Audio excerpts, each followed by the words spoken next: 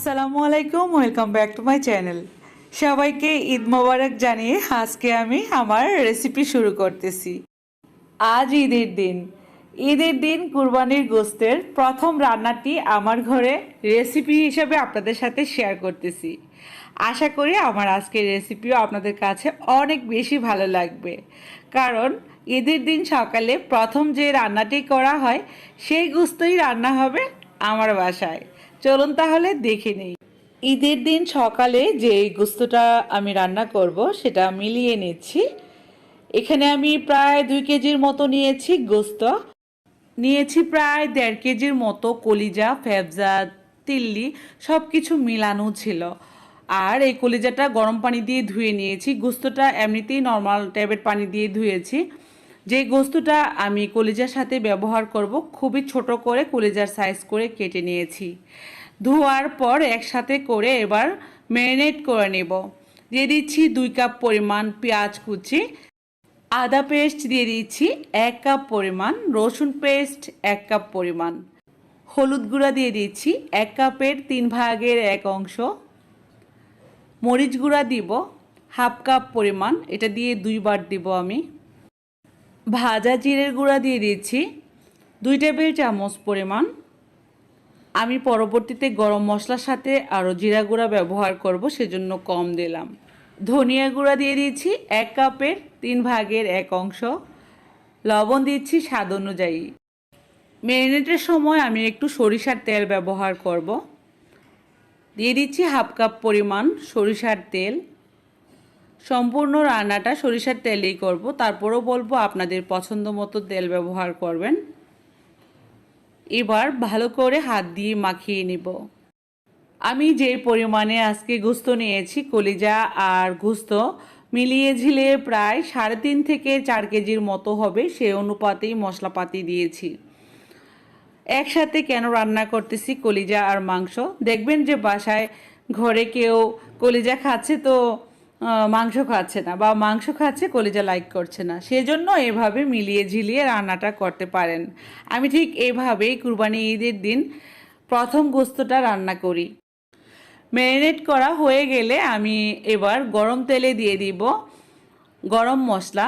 তেজপাতা দিয়ে দিচ্ছি 3টি, এখানে দারুচিনি ফালি আছে 2টি, এলাচ 5-6টি, গোলমরিচ লবঙ্গ মিলিয়ে ঝিলিয়ে 7-8টি দিলাম। আরও দিলাম 1 কাপ পরিমাণ পেঁয়াজ কুচি, সরিষার তেল ব্যবহার করেছি 1/2 কাপ পরিমাণ। পেঁয়াজটা ব্রাউন কালার হয়ে গেলে এবার ম্যারিনেট করা গোশত ছেড়ে দিব।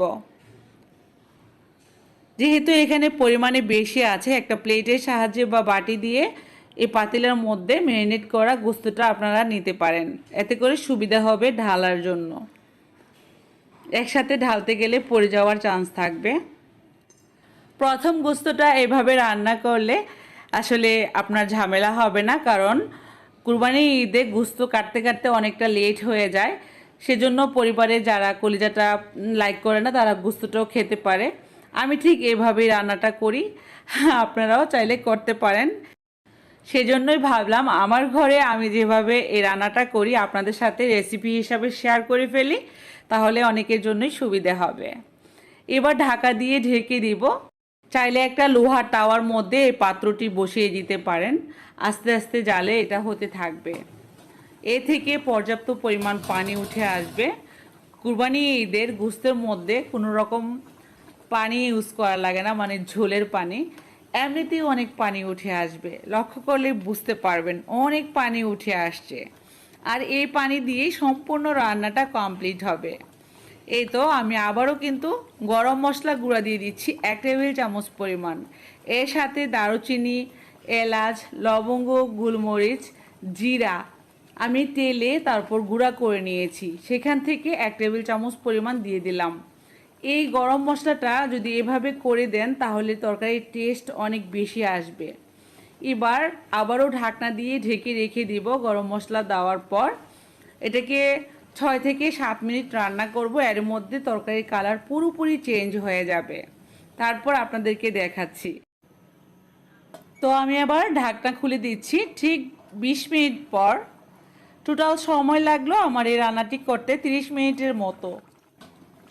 আবারও বলবো আপনার মন মতো করে মশলায় মানে আন্দাজ করে করে যদি রান্নাটা করেন অল্প সময়ে কুরবানির গোস্তটা আলহামদুলিল্লাহ অনেক বেশি মজার হয়। আর তরকারির কালারটা কেমন আসলো আমি একটু দেখাবো আপনাদেরকে। হয়ে গেছে তরকারি রান্না। একটু বেশি মশলায় রান্না হয় এই কুরবানির গোস্ত। চাইলে একটা আপনারা লোহার তাওয়ার মধ্যে বসিয়ে ফুল রান্নাটি করতে পারেন। আমি তাওয়াতে বসিয়েই এই রান্নাটা করি, কারণ মশলাটা যাতে নিচ থেকে পোড়া লেগে না যায়।